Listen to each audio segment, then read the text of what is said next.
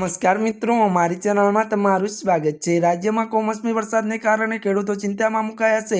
ત્યારે રાજ્યના કેટલાક જિલ્લાઓમાં કમોસમી વરસાદની આગાહી હવામાન વિભાગ દ્વારા કરવામાં આવી છે, જેમાં સાબરકાંઠા, બનાસકાંઠા, અરવલ્લીમાં વરસાદની આગાહી કરાઈ હતી। તો બીજી તરફ ત્યારે મિત્રો નર્મદા, વડોદરા, છોટાઉદેપુર, ભરૂચ, સુરત, ડાંગ, નવસારી, વલસાડ, તાપી, અમદાવાદ, ગાંધીનગર, પાટણ, મહેસાણા, ખેડા, અરવલ્લી અને પંચમહાલ, દાહોદ, મહીસાગરમાં વરસાદી ઝાપટા પડે તેમ હવામાન વિભાગે જણાવ્યું હતું। ત્યારે મિત્રો વધુ જણાવી દઈએ કે દક્ષિણ ગુજરાતમાં મધ્ય વરસાદની શક્યતા છે। આ ઉપરાંત સૌરાષ્ટ્રના કેટલાક જિલ્લાઓમાં પણ હળવા વરસાદની સંભાવના રહેલી છે।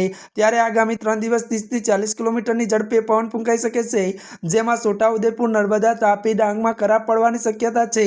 જો કે પવન સાથે કરા પડવાની આગાહી વિભાગે કરી છે, જેમાં વરસાદ બાદ ઠંડીમાં વધારો થવાની પણ ભીતિ રહેલું હોવાનું ત્યારે મિત્રો હવામાન વિભાગના ડાયરેક્ટર એસ.કે. દાસે જણાવ્યું હતું। જ્યાં મિત્રો અત્યારની આ મોટી ખબર મળી છે।